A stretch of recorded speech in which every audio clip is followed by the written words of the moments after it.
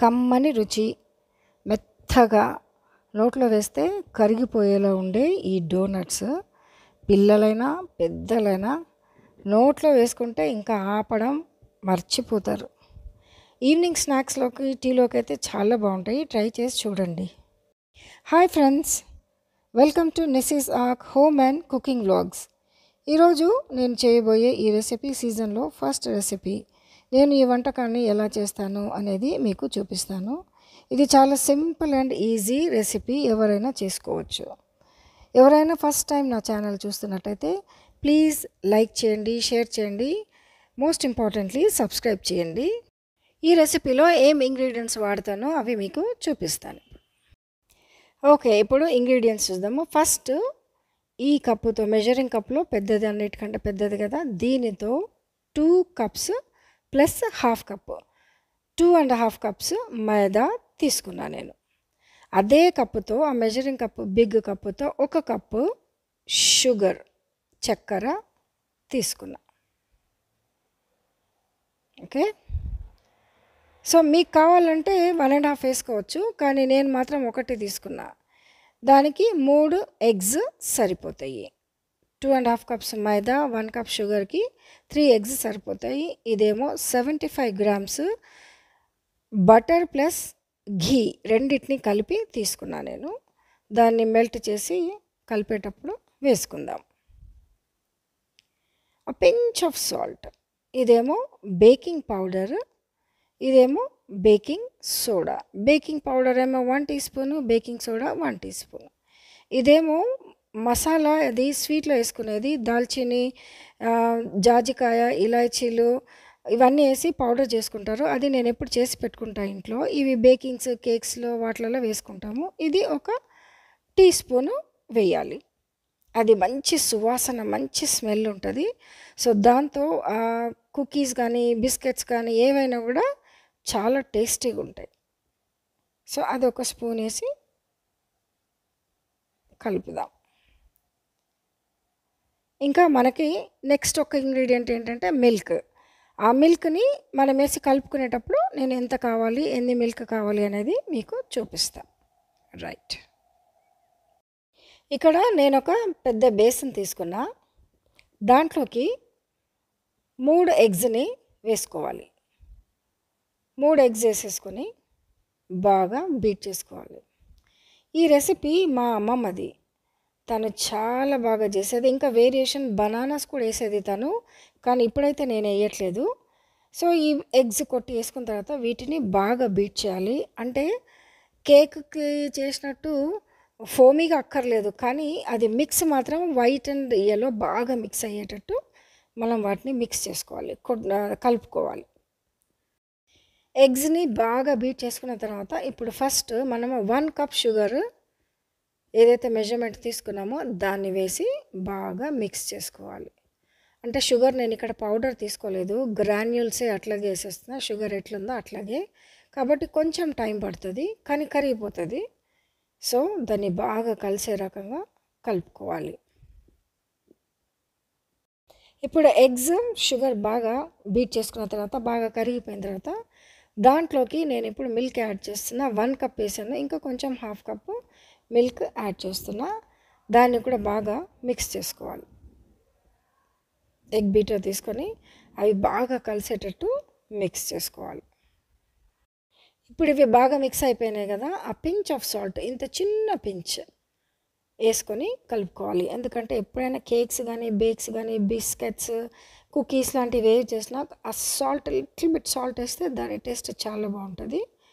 కాబట్టి ఆ pinch of salt వేసుకోవాలి. వేసుకొని బాగా కలుపుకోవాలి. ఇప్పుడు మనం తీసుకున్న ఘీ, వెన్న కరిగించుకొని దాన్ని ఈ మిక్స్చర్లో పోసేసుకోవాలి. అంతా పోసేసుకొని ఇప్పుడు బాగా దీన్ని కూడా కలిపేసుకోవాలి, బాగా బీట్ చేసేసుకోవాలి. ఆ oil, ghee mixture, butter mixture అంతా ఎగ్ మిక్స్చర్లో కలిసిపోయేలాగా బీట్ చేసుకోవాలి. ఇప్పుడు దాంట్లోకి 1 teaspoon baking soda, 1 teaspoon baking soda వేసుకుందాం. Right, okay.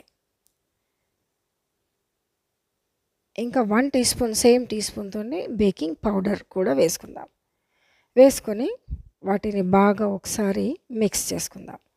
బాగా మిక్స్ చేసేసుకొని అవి ఉండలు కనిపించకుండా మిక్స్ చేసుకున్న తర్వాత ఇప్పుడు 1 ½ టీ స్పూన్ ఈ స్పైస్ మిక్స్ అంటే దాల్చిని, జాజికాయ, ఇలాచి మిక్స్ చేసిన పౌడర్‌ని వేసుకోవాలి. దీని స్మెల్ చాలా బావుంటది. అది వేసుకొని బాగా కలుపుకున్నాక ఇప్పుడు మనం తీసుకున్న 2½ కప్స్ మైదాని దాని తర్వాత ఒకటి వేస్తూ కలుపుకోవాలి. కొంచెం కొంచెంగా వేసి బాగా మిక్స్ చేసుకోవాలి. ఇప్పుడు మనం తీసుకున్న మైదా అంతా ఏసిన తర్వాత ఇంకా కాస్త లూజ్ అనిపించింది నాకు. కాబట్టి ఇంకొక ½ కప్పు మైదా ఏసి నేను దాన్ని కలుపుకున్నా. ఇప్పుడు అది కరెక్ట్‌గా వచ్చింది. ఏదైతే కన్సిస్టెన్సీ నాకు కావాలో ఆ రకంగా వచ్చింది. మరి గట్టిగా చపాతీ ముద్దలాగా కాదు గానీ కొంచెం సాఫ్ట్‌గా రోల్ చేసుకోవడానికి ఈజీగా ఉండే రకంగా. ఇప్పుడు మన చెయ్యి ఉపయోగించి ఆ పిండి అంతటిని బాగా సాఫ్ట్‌గా కలుపుకోవాలి. బాగా మిక్స్ చేసుకోవాలి. సో, ఎంత మిక్స్ చేస్తే అంత సాఫ్ట్‌గా కుకీస్, డోనట్స్ అనేవి వస్తాయి. చూడండి పిండంతా ముద్దలాగా అయిపోయింది. కానీ కొంచెం సాఫ్ట్‌గా ఉంది. ఎందుకంటే కొంచెం మనం పిండి తక్కువ వేసుకున్నాం కాబట్టి అట్లా సాఫ్ట్‌గా ఉంటే రోల్ చేసేటప్పుడు మైదా కాబట్టి కష్టం అవ్వకుండా ఈజీగా రోల్ చేసుకోవడానికి, ఈజీగా దాన్ని రొట్టెలాగా చేసుకోవడానికి వస్తది. ఇప్పుడు ఈ పిండిని ఒక శుభ్రమైన బట్టతో కప్పి ఒక 10 నిమిషాలు పక్కన పెట్టేద్దాము. ఆ 10 నిమిషాల్లో పిండి చాలా సాఫ్ట్‌గా అవుతది. ఇప్పుడు బట్ట తీసి చూద్దాము ఎట్లుందో. పిండి సాఫ్ట్‌గా అయిందండి. ఇప్పుడు చేతికి అంటుకోదు చూడండి. చెయ్యి పట్టుకొని ఇట్లా తీస్తున్నా కూడా దాన్ని గట్టిగా పిసుకుతున్నా కూడా మన చేతికి అంటుకోదు. అదనమాట కరెక్ట్ కన్సిస్టెన్సీ అంటే. సో, ఆ కన్సిస్టెన్సీ వచ్చేంత వరకు మనం పిసకాలి దాన్ని. ఇప్పుడు నేను ఒక పోర్షన్ తీసుకున్నా. ఒక లావు పోర్షన్ తీసుకొని దాన్ని రోల్ అవుట్ చేస్తా. అది ఎంత థిక్ నా కిచెన్‌లో ఇక్కడ ప్లేసే లేదండి. ఎంత చిన్న కిచెన్ అంటే ఎప్పుడో 25 ఇయర్స్ బ్యాక్ కట్టించింది. అప్పట్లో వాళ్ళ డిజైన్‌లు, వాళ్ళు కట్టిన పద్ధతి అట్లాగే ఉంది. అదే మేనేజ్ చేసుకుంటా ఉన్నా నేను. సరే ఒక పోర్షన్ పిండి తీసుకున్నా కదా! దాన్ని ఇప్పుడు రోల్ అవుట్ చేద్దాము. రోల్ అవుట్ చేసి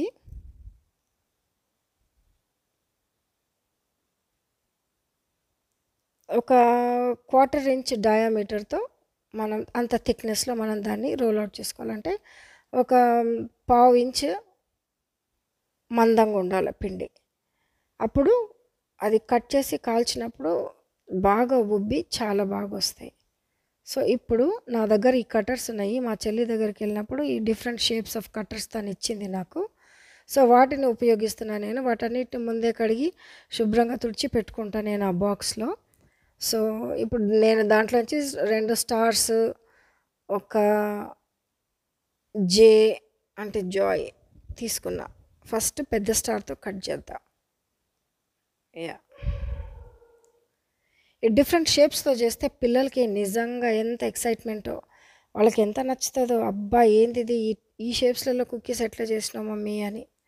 సో, ఎవరికైనా ఎక్సైట్‌మెంట్ కొంచెం డిఫరెంట్‌గా చేస్తే. మామూలుగా ఎప్పుడు చేసేదే రౌండ్‌గా అయితే చేస్తూనే ఉంటాము. కానీ ఇదొక కొంచెం డిఫరెంట్ వెరైటీ కాబట్టి చూడ్డానికి కూడా బావుంటాయి.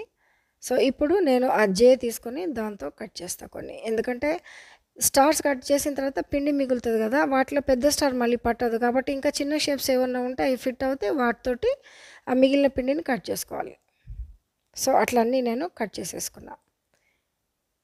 అది ఫిట్ అవ్వట్లేదు అక్కడ. పిండి సరిపోలే. సరే ఆ పిండినంతా తీసుకొని మళ్ళీ ఒక ముద్ద చేసుకొని, మళ్ళీ దాన్నంతటిని రోల్ చేసి, ఇప్పుడు దాన్ని కూడా రోల్ చేసి, దీంట్లో ఎన్ని స్టార్స్ వస్తాయో చూద్దాం. దీంట్లో కూడా ఐ థింక్ 2 వస్తున్నాయి. దీంట్లో కూడా 2 స్టార్స్ వచ్చినాయి పెద్దవి. ఇంకా సైడ్‌లోంచి చిన్నవి ఆ జే అనే లెటర్ వస్తది. రైట్. జే అనే లెటర్ ఇటు సైడ్ ఒకటి, అటు సైడ్ ఒకటి వచ్చేస్తది. సో, ఆల్మోస్ట్ ఆ పిండితో మనం అన్నీ చాలా స్టార్స్ జే అనే లెటర్‌ని కట్ చేసుకున్నాం. ఇప్పుడు స్టార్స్ అన్నీ కొన్ని కట్ చేసి పెట్టుకున్నా నేను. గ్యాస్ ఆన్ చేసి ఒక కడాయి పెట్టుకొని దాంట్లో సరిపోయేంత నూనె, కాల్చుకోవడానికి సరిపోయేంత నూనె వేసుకొని దాన్ని కొంచెం వేడికి పెట్టుకుందాం. అంతలోగా అది వేడెక్కేలోగా ఇంకొక ముద్ద తీసుకొని ఇంకా కొన్ని స్టార్స్ కట్ చేసుకుందాం. ఇప్పుడు నూనె కొంచెం కాగిన తర్వాత, అంటే స్మోక్ రాకూడదు, కొంచెం వేడి ఎక్కిన తర్వాత ఈ బిస్కెట్స్ని అందులో వేయాలి. అది వేసినప్పుడు అవి కిందకి మునిగి 1 నిమిషం మళ్ళీ పైకి తేలుతుంది. ఆ వేడిలో ఉన్నప్పుడు మనం వీటిని దాంట్లో వేసుకోవాలి. ఆ క్లిప్ మిస్ అయిపోయిందండి, అది నాకు దొరకలేదు, అందుకే నేను దాన్ని యాడ్ చేయలేకపోయినా. సో ఈ స్టార్స్ అన్నీ వేసుకొని ఒకసారి అన్నిటినీ వేయించి తీసుకున్నా. ఇప్పుడు రెండో వాయి కూడా వేసుకొని కాల్ చేసుకుందాం. గబగబా అన్నిటిని వేసుకొని కాల్ చేసుకుందాం. ఇప్పుడు లాస్ట్లో అన్నీ ఒకదాని తర్వాత ఒకటి వేసుకొని కట్ చేసుకున్న ఈ డోనట్స్ని అన్నిటినీ వేసి వేయించేసుకోవడం జరిగింది. చూడండి, చక్కగా బ్రౌన్గా లేత రంగు వచ్చేంత వరకు వేయించుకోవాలి. నేనైతే షుగర్ పేషెంట్ని, ఆగలేకపోతున్నా, అయినా కూడా నేనైతే తినేస్తున్నా. కమ్మనైనా మెత్తగా ఉండే డోనట్స్ రెడీ అయిపోయినాయి. ఈ వీడియో మీకు నచ్చినట్టయితే లైక్ చేయండి, సబ్స్క్రైబ్ చేయండి. Thanks for watching. Take care. I'll see you in my next video.